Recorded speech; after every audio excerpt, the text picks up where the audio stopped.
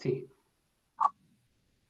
ya estamos transmitiendo. Bueno, pone la portada nuevamente porque ahora no estamos viendo la portada.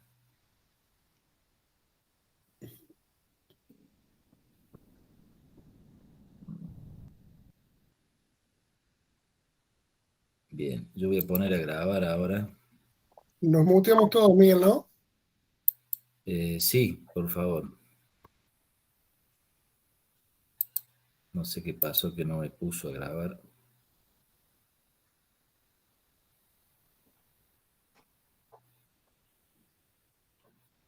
Ahora sí.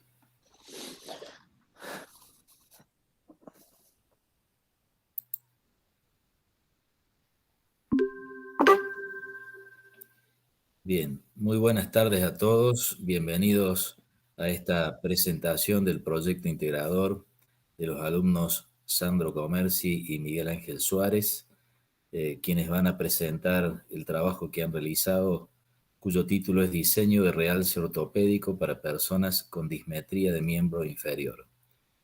Han sido sus asesores Alejandro Daniel Cragnolini, Luciano Greenspun, María Belén Hidalgo y Sergio Andrés Sibila. Muchas gracias a todos por estar hoy aquí y les vamos a dar ahora la posibilidad a Sandro y a Miguel para que comiencen a realizar su presentación. Adelante.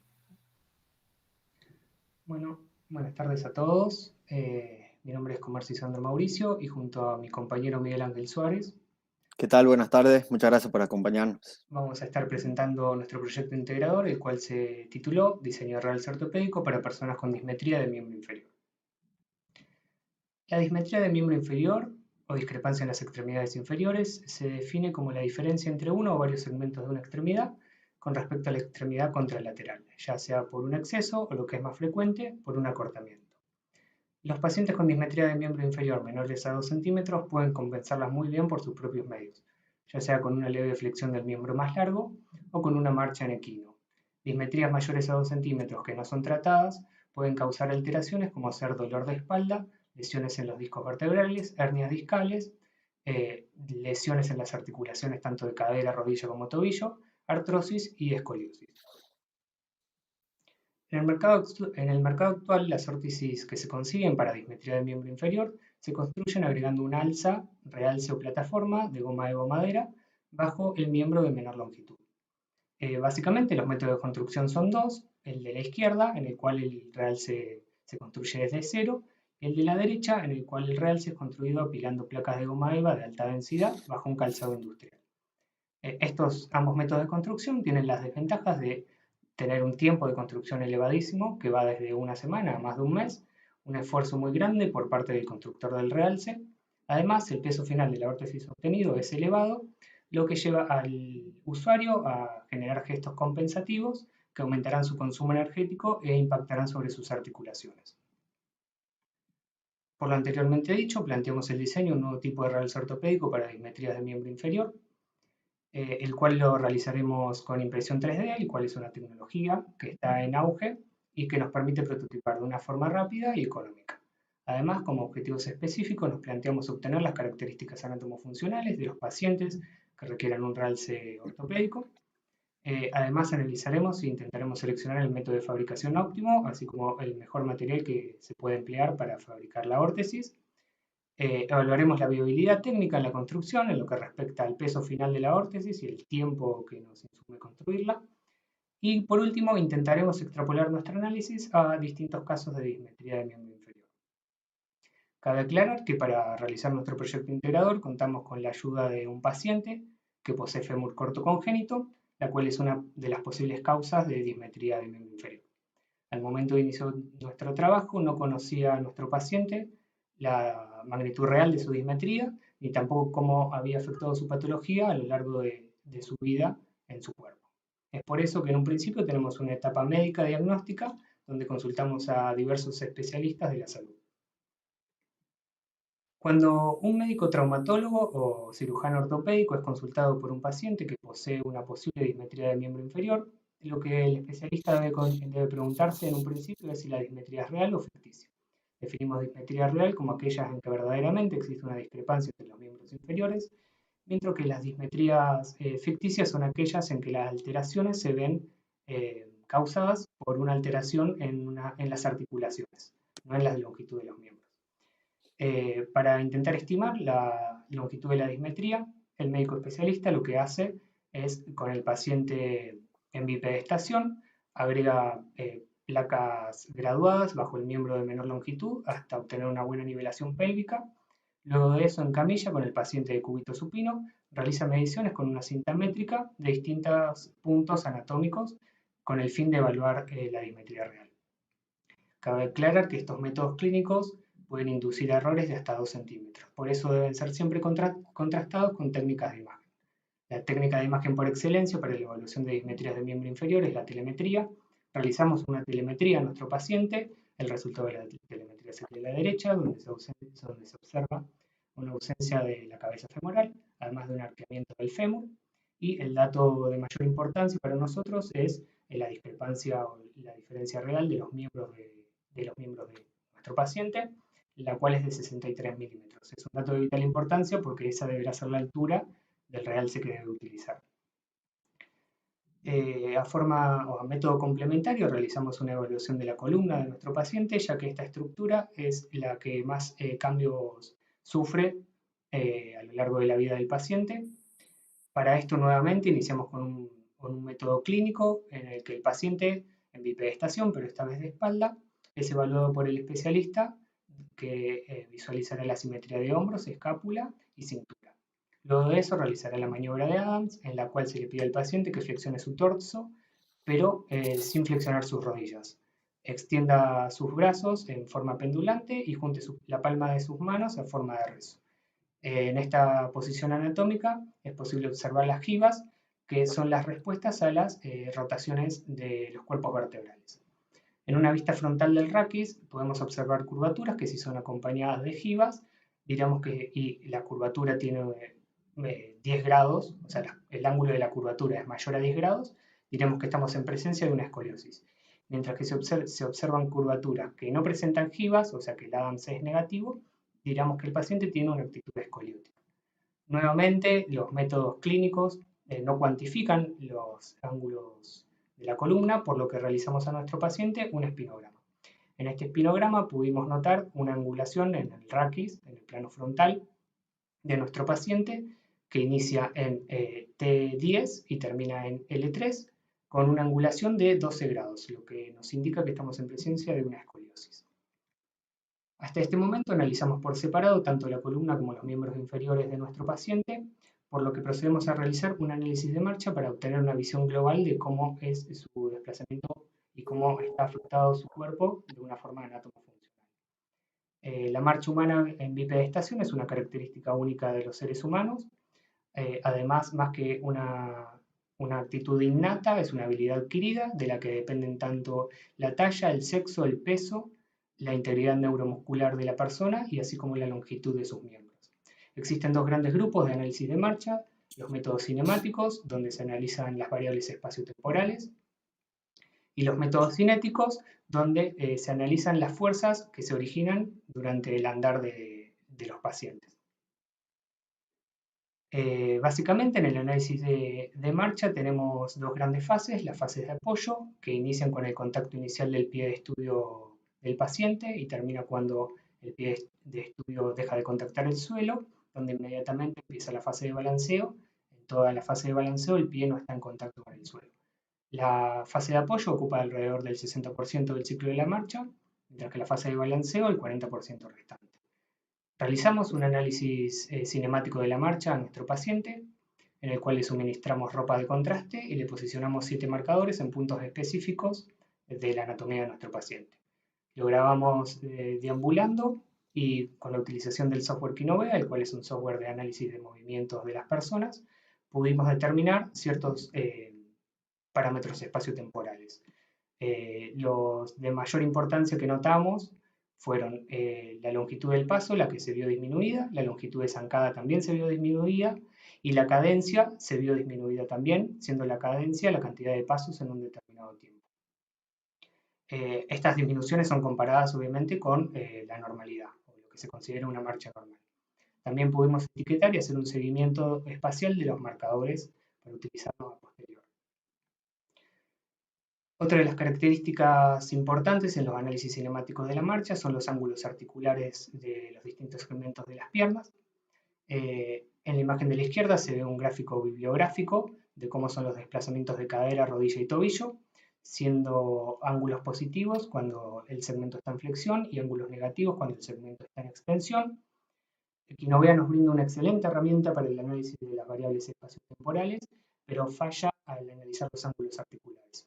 Es por esto que realizamos un tratamiento externo en Equinovea, exportando los datos de los desplazamientos de los marcadores y programando en Python un pequeño software que lo que hace es leer los datos exportados en Equinovea y a su salida se obtienen gráficas de los desplazamientos articulares en función del ciclo de la marcha.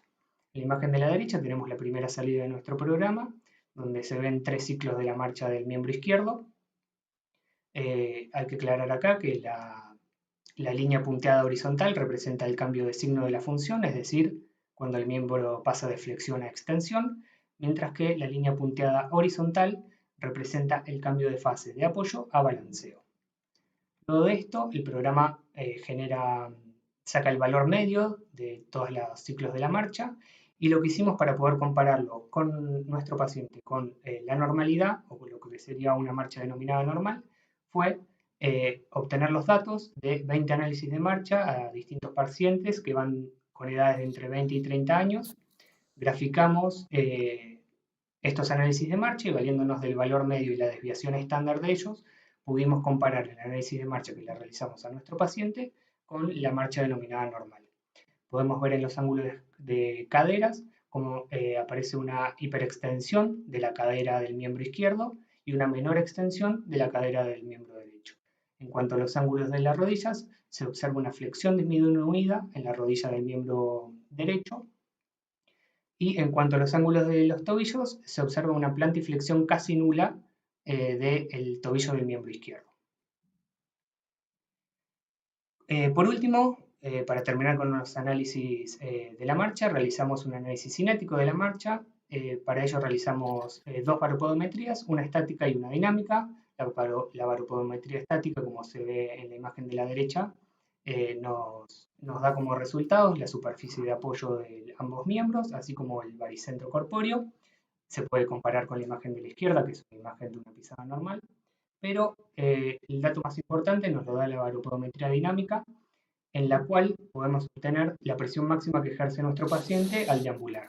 La presión máxima fue de 2.188 gramos por centímetro cuadrado y este dato es de vital importancia porque será la presión que deberá resistir nuestro realce. Bien, el primer paso en la construcción de un prototipo consiste en la selección del método de fabricación, ya que de este dependerá la elección de otros parámetros tales como el diseño, los materiales a utilizar, los software para conformado de la pieza. Dentro de los tipos de manufactura digital tenemos 2 alternativas, la manufactura sustractiva y la aditiva. Como se ve en la imagen de la izquierda, el proceso de manufactura sustractiva comienza con un bloque sólido al menos tan grande como la pieza que se desea fabricar. Luego una máquina CNC va sustrayendo material hasta conformar el producto final. Esta alternativa tiene la desventaja de que crea una gran cantidad de material, resulta en una gran cantidad de material desperdiciado. Por otro lado, la manufactura aditiva crea la pieza agregando capa tras capa de material. Esta alternativa tiene la ventaja de crear piezas reticuladas cuyas secciones huecas nos permiten disminuir el uso de material, los tiempos de impresión y por lo tanto los costos. Dentro de los tipos de manufactura aditiva existen varios modelos de máquinas 3D. Se diferencian principalmente en los materiales que utilizan y cómo crean las capas. Algunas trabajan con resina polimérica fotosensible, otras máquinas más industriales utilizan polvo. En la diapositiva podemos ver los objetos que son comúnmente construidos con estas 2 tecnologías. En nuestro caso, por accesibilidad, utilizamos la impresora de modelado por deposición fundida, la cual utiliza filamento termoplástico. Esta tiene el menor costo de fabricación para las piezas, ya que usa menores requerimientos tecnológicos, la materia prima es económica y por lo general, en la mayoría de los casos, las piezas fabricadas con esta necesitan menos postprocesamiento. A la derecha podemos ver la máquina 3D que nosotros utilizamos. Es una Ender 3 Pro con diseño estructural de tipo cartesiano. Cuenta de manera estándar con una boquilla de extrusión de 0.4 milímetros y una entrada para filamento de 1.75 milímetros de diámetro. Un poco sobre el principio de funcionamiento sobre esta máquina. El cabezal de extrusión es alimentado por algunos de los distintos filamentos termoplásticos disponibles en el mercado. Luego, una resistencia eléctrica es el componente que se encarga de pasar el material de un estado sólido a uno maleable para ser extruido por una boquilla de impresión y ser depositado sobre la cama. Todo esto sucede al mismo tiempo que el cabezal de extrusión se mueve en el plano cartesiano gracias a la acción de un sistema mecánico y según los datos suministrados a la impresora. Como dije anteriormente, las impresoras de modelado por deposición fundida se limitan al uso de materiales termoplásticos. Estos son polímeros que tienen una estructura molecular de tipo lineal, donde sus enlaces intermoleculares son débiles, lo que le confiere la característica de poder ablandarse con el aumento de la temperatura. Los más utilizados son PLA, PETG y ABS. Un factor clave a la hora de la elección de estos materiales fue el hecho de que la compatibilidad con impresoras que no cuentan con ambiente controlado de temperatura. Se sabe que el ABS es un material que se contrae en contacto con el aire, además que durante su impresión emite partículas que podrían llegar a ser tóxicas. Por lo tanto, para una impresión satisfactoria es obligatorio el uso de una impresora 3D de cámara calefaccionada, con la cual no contábamos, por eso lo descartamos entre los materiales a utilizar. Entre el PLA y el PETG nos decidimos por PLA, ya que es un material mucho más sencillo de imprimir, compatible con cualquier tipo de impresora. El PETG queda como una excelente alternativa, es un material flexible y que podría en un futuro terminar con los problemas que tiene el PLA en cuanto a rigidez. Bueno, para la realización de nuestro primer prototipo, en un principio optamos por utilizar un escáner 3D. Esta herramienta permite la digitalización de objetos independientemente de su forma. Nuestra idea fue poder digitalizar la suela de un calzado de la talla de nuestro paciente. Para eso utilizamos esta herramienta. El resultado fue la imagen de la derecha. Luego de obtener el modelo digital, lo llevamos a un software de diseño donde realizamos una extrusión de 63 milímetros, el cual es la discrepancia de nuestro paciente, y realizamos algunas modificaciones en el diseño para aumentar la superficie de contacto entre el realce y el calzado. Imprimimos nuestro prototipo en PLA negro en este caso. El resultado fue el de la derecha. Y el objetivo de este primer prototipo era amigarnos con la impresora 3D y poder incursionar en los parámetros de impresión. Para nuestro segundo prototipo descartamos rápidamente la idea de usar un escáner 3D por su alto costo y la dificultad de tener acceso a uno de ellos. Pensamos nuestro realce ortopédico para que pueda ser utilizado por cualquier persona que necesite imprimir según realce ortopédico, por lo que utilizar un escáner 3D iba en contra de esta idea.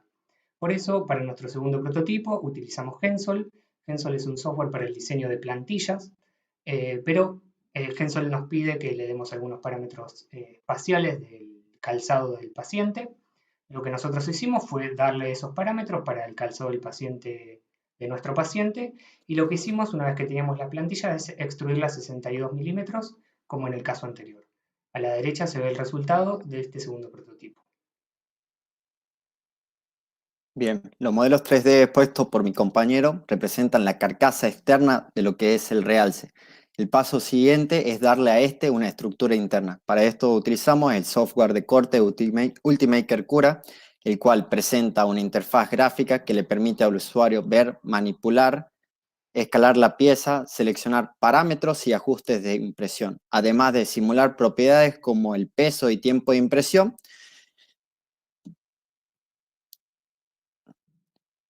Dentro de este software encontramos una gran cantidad de parámetros de impresión. La boquilla viene de varios diámetros, 0.4 milímetros es la más utilizada. boquillas más anchas permiten extruir más plástico, lo que se traduce en un menor tiempo de impresión, pero se pierde calidad de impresión. Por otro lado, tenemos estructuras de soporte, las cuales son utilizadas para piezas con voladizo. Nosotros no fue necesario el uso de los mismos. Tenemos, con respecto a la altura de capa, es el espesor al que se corta cada capa horizontal. Mientras la altura de capa es más gruesa, se imprime mucho más rápido, pero disminuye la calidad visual como se ve en la imagen. Y en cuanto a las direcciones de línea de relleno, usamos la de disposición de 0,90 grados. Hicimos foco en estos últimos 3 parámetros, ya que son los más relacionados con las propiedades finales de la pieza en términos de tiempo de fabricación, peso, costos y resistencia mecánica. Estos son la densidad de relleno, el cual es la cantidad de plástico que va por dentro del objeto. Los extremos son 0 y 100%, que significan objeto completamente hueco y completamente lleno respectivamente. Por otro lado tenemos los patrones de relleno, como se ve en la imagen del medio. Existe una gran variedad de patrones, líneas, rectángulos, con forma de panal, giroide, concéntricos. De esto depende cómo se distribuyen las cargas cuando el realce es sometido a fuerzas externas. Y por último tenemos el multiplicador de línea de relleno, que lo que hace simplemente es agregar líneas adicionales dentro del relleno. Como se ve, existe una gran cantidad de parámetros de impresión. Cuando se quiere imprimir, por lo general se los escoge en función de la experiencia del operador, pero cuando se desea crear piezas con propiedades físicas específicas, no se conocen los parámetros a elegir. Por lo tanto, para conocer un poco más de cómo responden estos, realizamos una serie de ensayos mecánicos.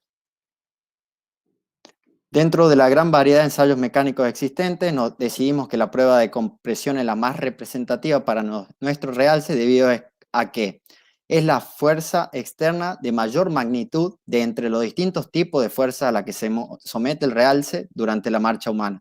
Podemos ver la máquina que nosotros utilizamos. La misma cuenta con una celda de carga de 800 kilogramos y pertenece a la Facultad de Ciencias Exactas de Físicas y Naturales.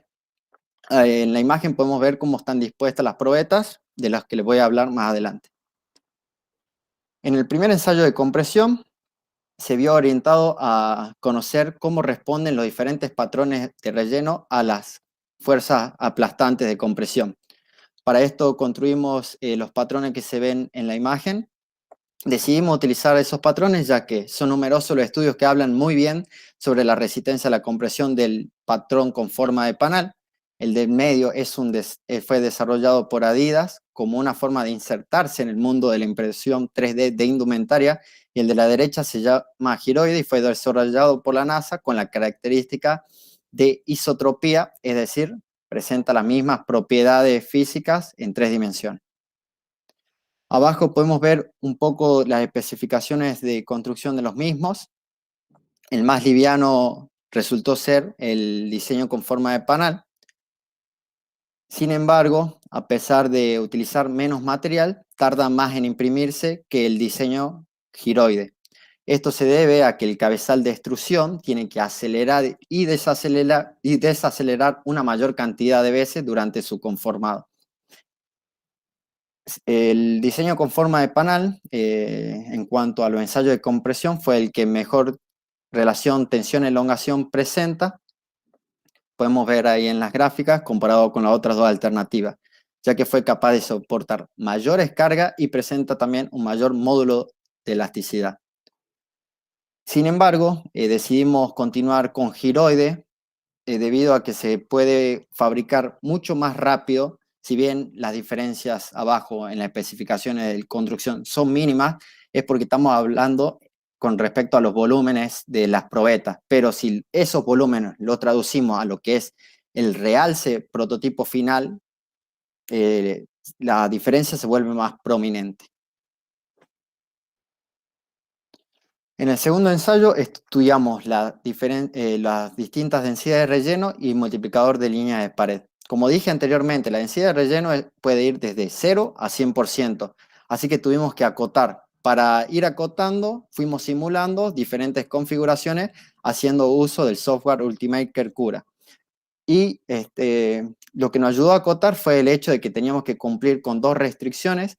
Nos impusimos disminuir el peso del realce por debajo de los 400 gramos. Ahora en la tabla de abajo estamos hablando de peso y tiempo de impresión del realce, ya no de las probetas. Así que de esa forma construimos mediante simulación lo que pesaría y el tiempo de fabricación que insumiría su construcción. Existe una tercera restricción que es en cuanto a la fuerza que tiene que soportar la pieza, que esta se determinó en el ensayo de baropodometría dinámica y era de 2.5 kilogramos fuerza por centímetro cuadrado aproximadamente. Para esto realizamos los ensayos de compresión. En las probetas anteriores, que me olvidé de mencionar, todas fueron impresas en PLA blanco. Se ensayaron tres especímenes de cada diseño, por lo tanto fueron un total de 30 ensayos. Podemos ver, para calcular el límite elástico convencional, programamos un algoritmo en el lenguaje de programación Python, y en la imagen de arriba podemos ver un poco de la interacción entre el usuario y la interfaz gráfica. Mediante dos puntos en la región de proporcionalidad, calculamos la pendiente, luego esta pendiente es desplazada en el eje de la abscisa un valor predeterminado de 0.2% y le pide al usuario ingresar el valor, el punto de intersección entre la curva, tensión-elongación y la pendiente. De esta forma se determina es la forma de determinar mejor el límite elástico, que es el punto donde comienza el comportamiento plástico y el cual se desea evitar. Todo esto se repitió para las diferentes configuraciones y lo podemos plasmar en el gráfico de barras de abajo, donde en el eje de las abscisas o de las X tenemos orden ascendente de densidad de relleno perteneciente a dos grupos. El grupo rojo es cuando el multiplicador de línea de pared toma el valor de 2 y el grupo azul el de 3. Podemos ver que a medida que aumenta la densidad de relleno, tanto para el grupo rojo como para el grupo azul, aumenta la tensión en el límite elástico. Para corroborar esto, hicimos un análisis estadístico. El método se llama análisis de la varianza o ANOVA, y para esto usamos la herramienta StatGraphic. Esta nos entregó un valor que se llama p-valor.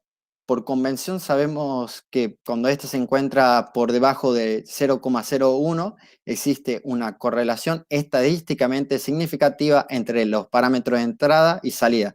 En este caso los parámetros de entrada son densidad de relleno y multiplicador de línea de pared, y el parámetro de salida, límite elástico. Podemos ver gráficamente la correlación en la imagen de abajo. Esta es de tipo lineal y positiva y se ve reforzada, es decir, aumenta su pendiente cuando el multiplicador de línea de pared toma un valor de 3. Bien, los parámetros ideales para con todos estos análisis anteriores, definimos los parámetros ideales para nuestro realce prototipo, donde la densidad de relleno que escogimos es de 4% y el multiplicador de línea de pared de 3. Con estos valores se cumple con todas las restricciones que teníamos en cuanto a peso, tiempo de impresión y resistencia a la compresión, y resulta en un realce prototipo con un tiempo de impresión de 34 horas, peso de realce de 310 gramos y resistencia a la compresión de 14 kilogramos fuerza por centímetro cuadrado. A la izquierda, en la tabla de la izquierda, podemos ver los otros valores que permanecieron constantes. Como conclusión, podemos decir en términos generales que la calidad de respuesta mecánica y la masa total de la impresión son funciones de la composición interna de los parámetros y los materiales elegidos para crear el reticulado del modelo.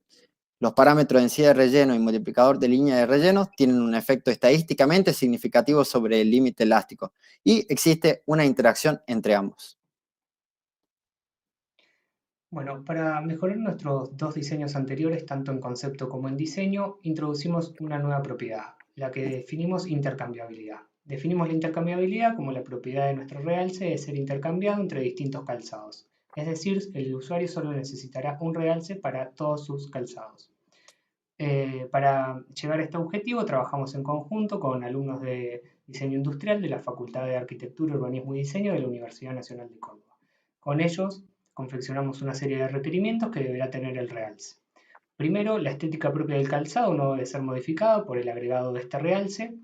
El realce además debe permanecer con el menor peso posible, es decir, este sistema de intercambio no debe agregar demasiado peso a nuestro realce. Además, el sistema de sujeción debe ser resistente a las solicitaciones externas que se realicen por el paciente al momento de deambular. Y por último, el diseño debe ser adaptable a cualquier usuario que necesite usar de nuestro realce. Gracias al trabajo conjunto pudimos terminar o llegar a nuestro tercer prototipo, el cual tiene dos piezas fundamentales. La primera es la de la izquierda, la cual es una suelina de encastre que irá adherida al calzado del usuario. La suelina de encastre cuenta con rieles tipo T que encastrarán en el realce que posee hendiduras tipo T. Por último, y no menos importante, se cuenta con un sistema de seguridad, el cual realizará o evitará giros en el realce que puedan dislocarlo y producir que el realce se desprenda del calzado. Además, este sistema de seguridad, para utilizarse, no necesita de ninguna herramienta. Acá tenemos dos imágenes, primero a la derecha un render de cómo quedaría el realce adherido al calzado del usuario, y a la izquierda tenemos un diseño explotado donde 1 es la suelina de encastre, 4 es el realce propiamente dicho, y 2 y 3 son los sistemas de seguridad. Bueno, por la situación sanitaria que estamos atravesando y por no recibir nuestro paciente en la provincia de Córdoba, no pudimos realizar las pruebas de verificación del realce con él. Pero pudimos probar nuestro realce con otro paciente que posee dismetría de miembro inferior. Lo primero que hicimos fue brindarle el realce a este paciente sin decirle cómo era su uso. Esto lo hicimos para determinar qué tan intuitivo era el funcionamiento del realce. Como se ve en la imagen, el sistema de encastre y desencastre se realiza aplicando un momento en sentido horario o antihorario respectivamente. Luego de eso pasamos a realizar unas pruebas de campo. La primera fue realizar una marcha normal, en la cual nuestro realce respondió satisfactoriamente, por lo que propusimos realizar pequeños piques y saltos en el lugar. Por suerte nuestro realce respondió satisfactoriamente a todas las solicitudes que conllevan estos movimientos. En cuanto a los costos, hay dos grandes grupos o dos formas importantes de calcular el costo. La primera es si la persona que va a imprimir el realce cuenta con la impresora. En ese caso, el costo de impresión de la pieza se calcula como el costo del material multiplicado por el peso de la pieza. Si la persona no cuenta con la impresora, entonces el costo de impresión de la pieza se calcula como el costo de la hora de impresión multiplicado por el tiempo de impresión. Esto es porque los centros especializados en la impresión de piezas 3D cobran en función de cuánto demore la impresión de la pieza. Además, y no menos importante, está el costo de investigación y desarrollo de todo este proyecto. Realizamos un análisis exhaustivo en nuestro informe, pero creemos que no viene al caso introducirlo en esta presentación. Como conclusiones, hemos podido definir los análisis médicos necesarios para determinar las restricciones constructivas de nuestro realce. Además, hemos podido determinar los patrones de impresión óptimos para nuestro realce. Hemos llegado a un prototipo funcional. Queda pendiente las pruebas de edificación con nuestro paciente y volver a realizar los estudios médicos para ver cómo impacta nuestro realce sobre la anatomía de nuestro paciente. Bien, a lo largo de este proyecto integrador creamos un realce que cubre las necesidades básicas de nuestro paciente, pero si se quisiera utilizarlo en otras actividades que no sean solamente la marcha, ya sea como la práctica de algún deporte, plantea el desafío de mejorar esa estructura interna.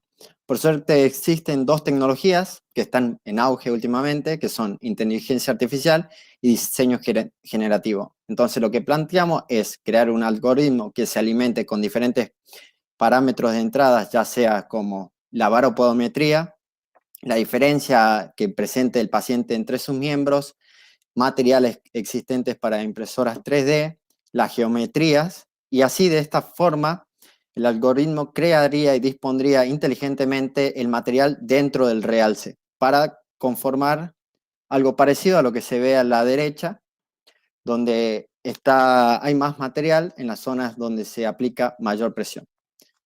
Bueno, con todo esto damos por concluido nuestro proyecto de integrador, así que muchas gracias por la atención. Muy bien, excelente la presentación, Sandro y Miguel. La verdad que han hecho un trabajo sumamente profesional. Creo que la presentación ha estado sin duda a la altura del trabajo que han realizado, así que de mi parte los felicito y vamos a darle la oportunidad a los miembros del tribunal para que comiencen a darnos alguna devolución. Comenzaremos por Diego Beltramone. Diego, si estás ahí. Sí, estoy acá. Chicos, realmente felicitaciones. Realmente un excelente trabajo. Yo creo que, como dijo Miguel, el resumen general es ese. Sobre todo, digamos, lo que se vio en esta presentación fue un reflejo justamente todo el trabajo que hubo detrás. Realmente excelente. Por ahí tengo un par de preguntas, no sé si las puedo hacer ahora o al final hacemos preguntas, Miguel. No, sí, ya podés hacerlo ahora si querés. Bueno, la primera pregunta es, ¿qué piensan hacer con el proyecto? O sea, lo que menos uno querría es que junte tierra, digamos, en un informe y que ya termine. Primero, es un gran placer de que esto nació de alguna forma en la cátedra de Ingeniería y Rehabilitación y fue evolucionando hasta acá, por lo cual me encanta. Y por otro lado es eso, si piensan seguir con esto, ¿sí? Más que nada, ¿por qué? Porque, digamos, yo creo que los principales clientes, naturalmente, el lugar donde se maneja este tipo de herramientas es las ortopedias. Entonces, quizá, digamos, ustedes podrían ser, digamos, proveedores para las ortopedias. Eso es por un lado la pregunta, o sea, ¿qué van a hacer? Y la segunda pregunta es respecto del costo, ¿qué diferencia tiene en principio respecto del sistema tradicional?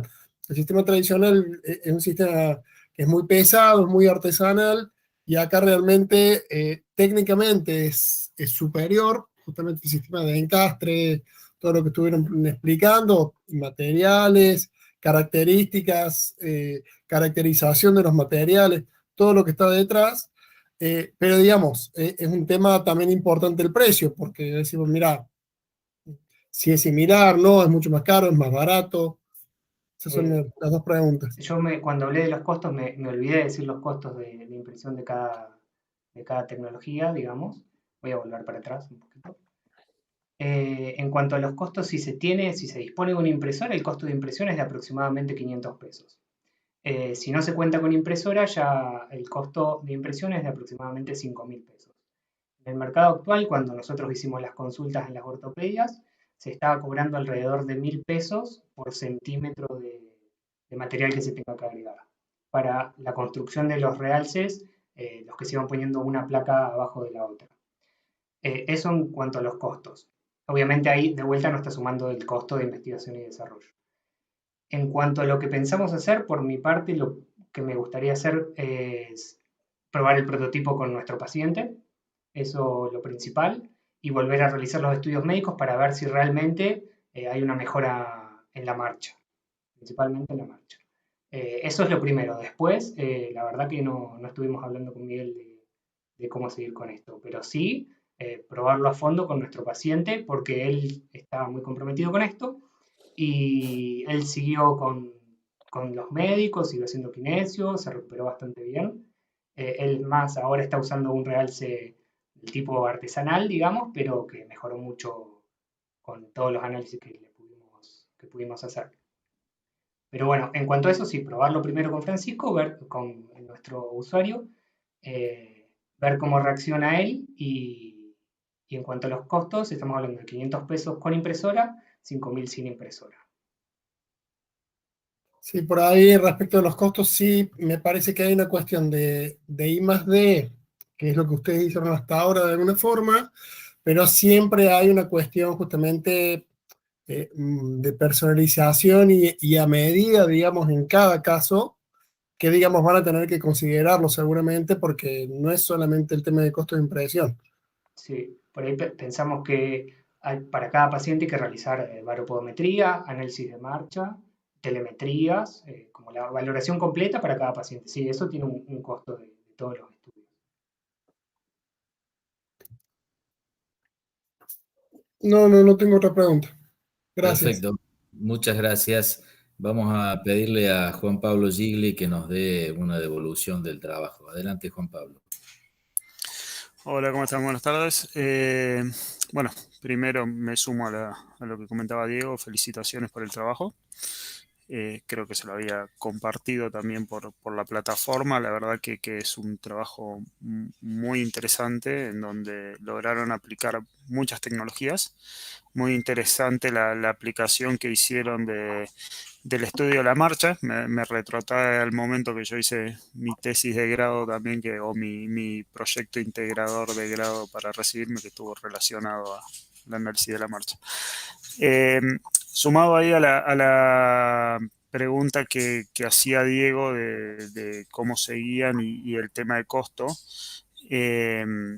hay un costo hundido, sí, que tienen de todo el proyecto que fue la parte de investigación y desarrollo, que fue para llegar hasta donde llegaron, digamos. Quizá ese mismo costo no lo van a tener por cada paciente, sí van a tener un pequeño diferencial que será por la customización del proceso más el costo de impresión. Pero si mal no entendí, decías 5.000 si no tenía impresora y 1.000 por cada centímetro que se agregaba, y en este paciente tenía 62 milímetros, quiere decir que en este le salía 6.000 y en costo de materiales nomás por impresión tenía 5.000, te quedaría un gap ahí de 1.000 que quizás serían bastante competitivos uno con la otra. Mi pregunta venía si en la situación tradicional, ¿sí? La forma tradicional, se hacen todos los ensayos que ustedes definieron hacer, digamos, que serían necesarios para poder definir el realce específico para el paciente. No sé, Miguel, si querés contestar o contesto yo. No, bueno, con respecto a nuestro paciente, él lo que hacía es ir al zapatero y era por ensayo y error. Creaban la altura y iban puliendo si es que sentía que le quedaba incómodo, pero en ningún momento se hacía una telemetría de miembro inferior o estudios de baropodometría o análisis de la marcha. No sabemos, no recuerdo bien cómo trabajaban las ortopedias, no sé si...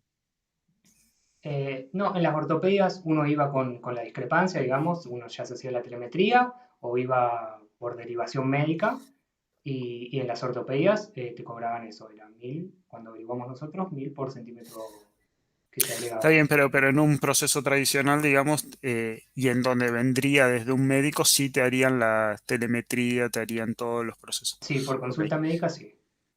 Y un punto solamente que no lo vi en el proyecto, digamos, que quizá lo han hecho y si no sería interesante tratar de probarlo, es si realizaron pruebas de fatiga sobre el producto más allá de la de compresión que hicieron, digamos, porque al estar sometido a actividad dinámica, digamos, si eso lo han tenido en cuenta o si en esa prueba que van a hacer con el paciente a futuro lo van a tener en cuenta.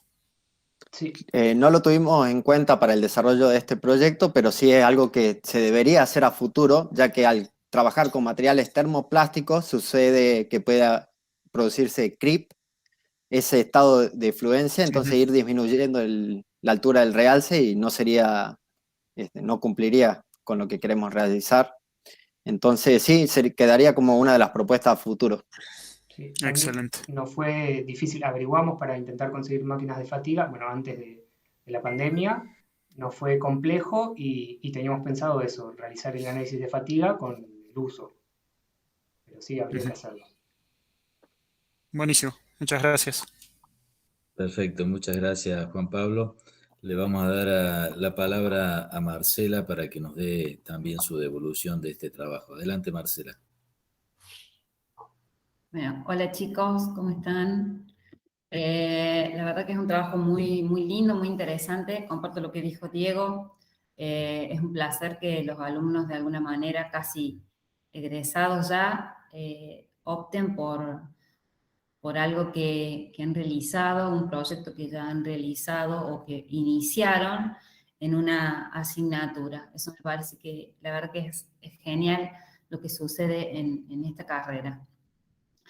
Yo me quedo, bueno, con todo lo que ustedes han dicho. Me parece que el análisis es excelente. El análisis de la marcha que han realizado es muy bueno, con muchas alternativas, con alternativas incluso más económicas de las que tal vez cualquier profesional tiene a disposición. Obviamente que el trabajo interdisciplinario también se ha destacado.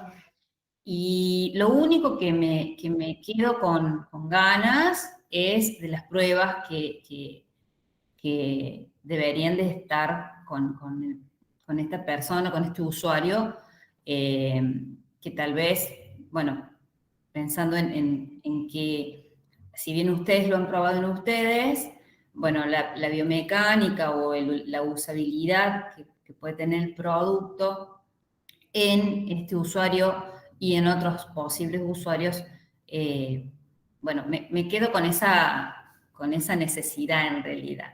El resto me parece que es excelente y exquisito.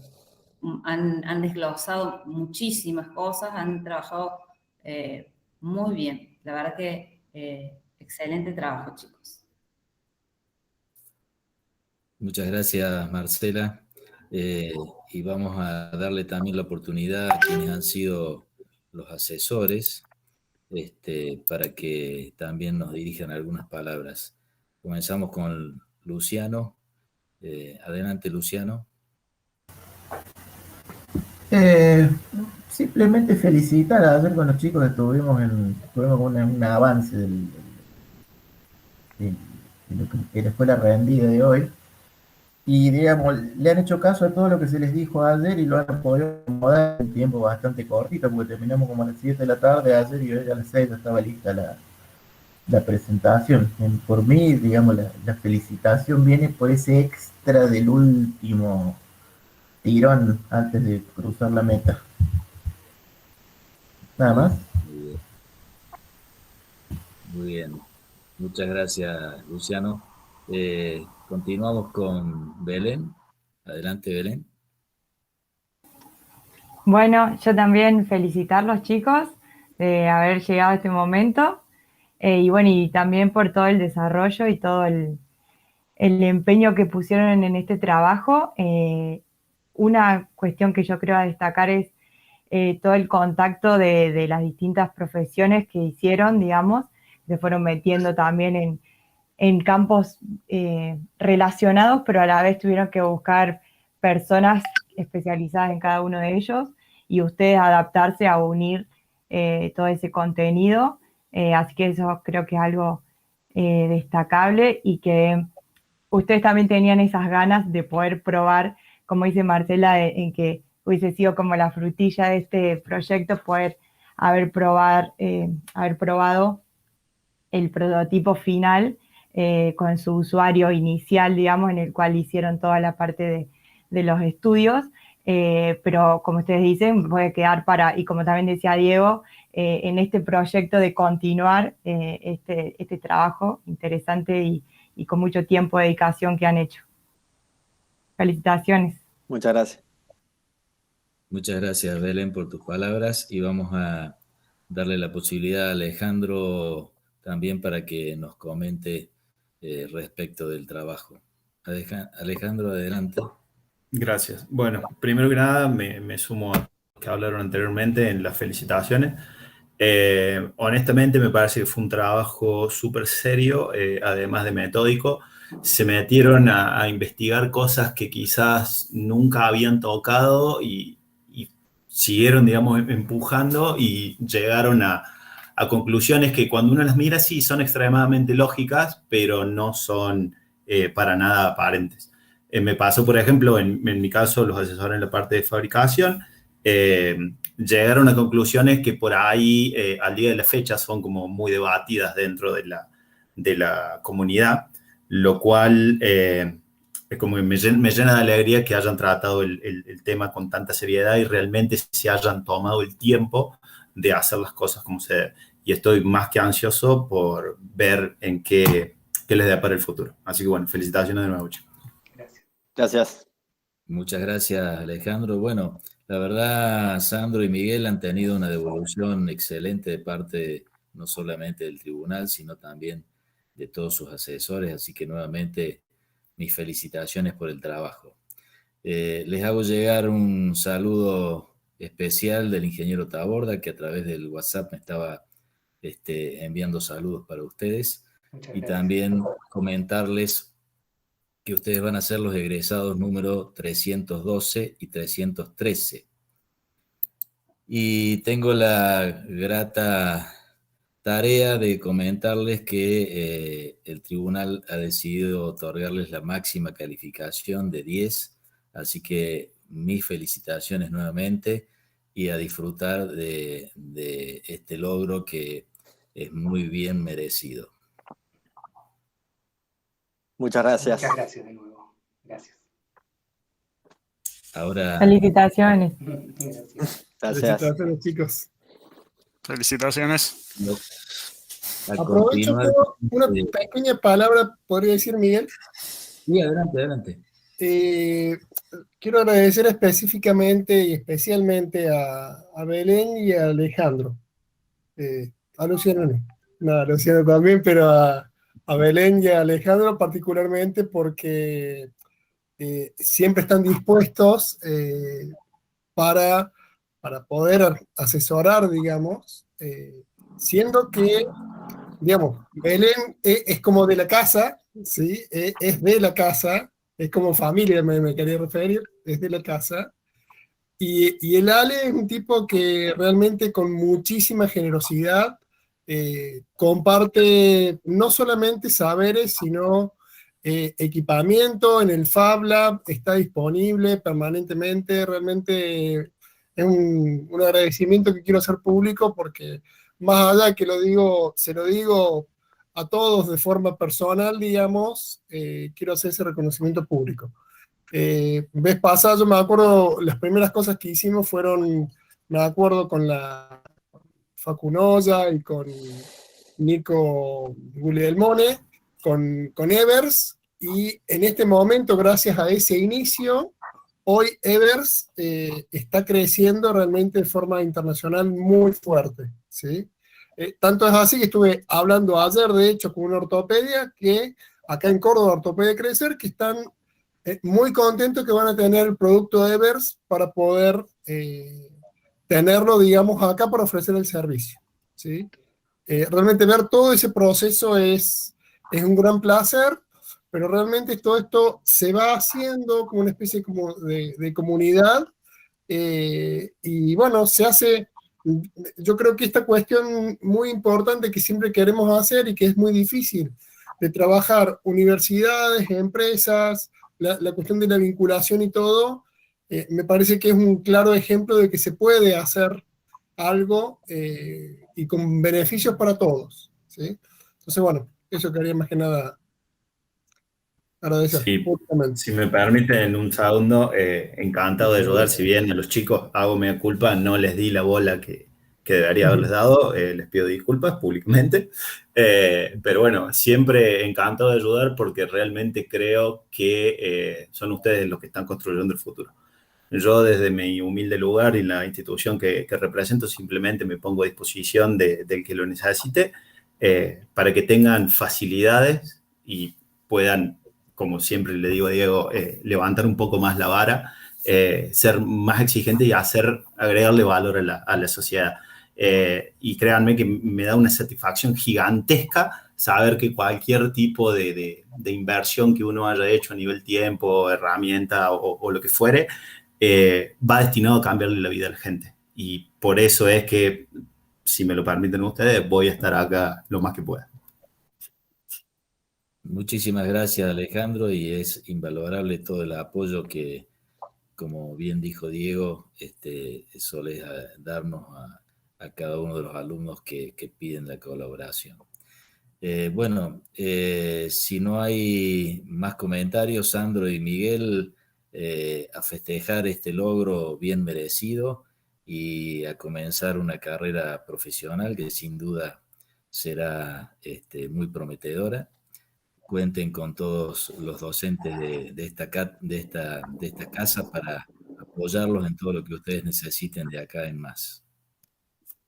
Así Por es. ahí una última cosita que me parece también como para darle continuidad, que me parece muy importante porque por ahí se puede pensar justamente como un proceso posterior respecto de lo que es la parte de como emprendimiento, digamos, y cuenten en lo que podamos sumarle respecto de contactos, por ejemplo, puntualmente ortopedia, que serían posiblemente el lugar natural, pero por otro lado también está la cuestión, me parece, por las características del trabajo, que se pueden presentar estos proyectos, digamos, o a partir de este proyecto, también a nivel científico, ¿no? O sea, pensando, digamos, las características del proyecto que se pueden presentar en congresos, en revistas, fíjense que tiene una aplicación para un usuario real, tienen todo el proceso, digamos, que fueron desarrollando, el estudio de los patrones, los materiales, o sea, desde ahí me parece que se pueden surgir varios papers, varias presentaciones, y bueno, yo creo que es una contribución muy buena también en el ámbito científico. Perfecto. Vamos con más ingenieros para la ingeniería en rehabilitación. Sí, los vamos. Es un virus, mala palabra de hoy en día, pero... El 300, ¿cuánto contagiando. eran? 312 y 314 para ingeniería en rehabilitación. Sandro y Muy Miguel, bien. porque con número queda Sí, hay medio... que definir cuál es cuál. Claro. Eso lo definen ustedes. Bueno. Muy bien. Bueno, muchas gracias a todos. Damos por finalizada la presentación. Un especial saludo a todos Muchas gracias. y adelante. Muchas gracias. Gracias, felicitaciones. Felicitaciones. Colegas. Felicitaciones. Nos vemos. Felicitaciones de nuevo, chicos. Muchas gracias.